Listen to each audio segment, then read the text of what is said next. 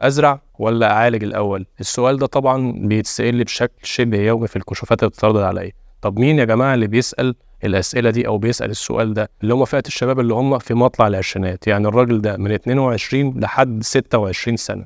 دول بيدخلوا في حيز الجدل، هو نفسه مش عارف ياخد القرار. وطبعا في تضارب في الاقاويل، في فئه من الدكاتره لا ده 24 سنه 25 سنه 22 سنه، لا ده انا ما ازرعلوش، ده انا استنى عليه لما الصلع عنده يستقر وبعد كده ازرع له. طبعا ده راي يحترم وكل حاجه. وفي فئه من الاطباء برضو المحترمين يقول لك لا احنا نعمل الزراعه دلوقتي. انا كدكتور محمد بنصح بايه؟ الموضوع يا جماعه احنا ما ينفعش نعمم قاعده عامه او نعمم بروتوكول علاجي على كل الاشخاص ايا ما يكون بقى احنا هم متشابهين في ايه، لان كل حاله وليها معطيات معينه، كل حاله وليها تحليل لهذه المعطيات بحيث ان احنا نمشيها على بروتوكول معين يؤدي الى النتيجه المرجوه. طيب دلوقتي انت جالك مثلا حد سنه 25 سنه زي الحاله اللي انا عارضها دلوقتي، هو دلوقتي عنده صلع من الدرجه الثالثه، يعني السبعات الجانبيه اتسعت بالكامل ومتبقي جزء شويه كده من ايه، من منتصف الراس او الميد سكالب في بعض الشعر الخفيف. طيب هنا السؤال بقى، انت دلوقتي ده سنه صغير 24 25 سنه وليكن، هو عرض نفسه على اكتر من حد وكان الراي لا استنى لما الصلع يستقر. طب انا يا جماعه مش متقبل الشكل ده، انا عندي 24 سنه بس شكلي 35 سنه. عشان كده انا اتحركت وبدات ادور على استشاره طبيه عشان احسن من الشكل ده.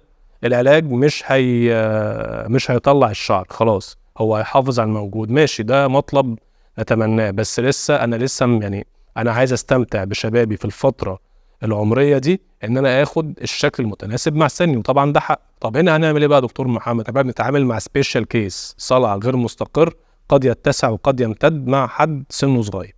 طب تمام، احنا طبعا بنفحص المنطقه المنحه، الراجل ده عنده مخزون وفير من المنطقه المنحه، خلاص يبقى انت كده بتدخل معاه في خطوه الزراعه وانت مرتاح نفسيا ومطمن عليه ان شاء الله اي احتياج مستقبلي هتقدر تكفيه. ادي كده اول حاجه، وطبعا دي اهم حاجه في الموضوع. طيب تاريخ الصلع الوراثي في عيلته ممتد لحد فين؟ انت يا ابني شبه مين من قرايبك؟ طب انا شبه خالي. خالك عنده كام سنه دلوقتي؟ عنده 60 سنه. طيب شكله عامل ازاي؟ شكله كذا. طيب تقدر انت تتنبأ ان الموضوع هيمشي في هذا السياق ولا هيختلف من التاريخ الوراثي؟ وطبعا الفحص الميكروسكوب الدقيق تعرف ان المناطق المتبقيه عنده مصابه بالصلع، هتصاب بالصلع، هيمتد لحد فين. كل ده انت بتعمله في الكشف الطبي. بتطلع بقى ايه؟ كويجن او معادله، والمعادله دي نتيجتها ان انا هعمل حاجتين في نفس الوقت. انا هزرع له عشان ارجعه للوك العشريني المتناسب مع عمره، وفي نفس الوقت اكمل معاه مع بروتوكول علاجي، وفي نفس الوقت طبعا باخد اقل عدد ممكن من المنطقه المنحه باعلى كواليتي عشان احقق النتيجه باقل رقم ممكن واحافظ على الايه، على المخزون. زي الحاله دي هو كان جه برضه بنفس الحيثيات اللي احنا شرحناها. الحمد لله عملنا الزراعه، انتقلنا من صلع من الدرجه الثالثه لكثافه ما شاء الله مهوله انا ما شفتهاش في حياتي، بسم الله ما شاء الله ربنا كرمني فيه جدا. النتيجه زي ما حضراتكم شايفين كده، الخط طبيعي، الكثافه كويسه كأن الراجل ده مصلعش اصلا. وادي الحمد لله المنطقه المنحه اهي انا بفرها، باين قوي ان هي الحمد لله بحالها كانها ما اتلمستش، نقدر نغطي اي احتياج مستقبلي ان شاء الله، مع ان احنا طبعا ايه محافظين على الشعر بالبروتوكول العلاجي.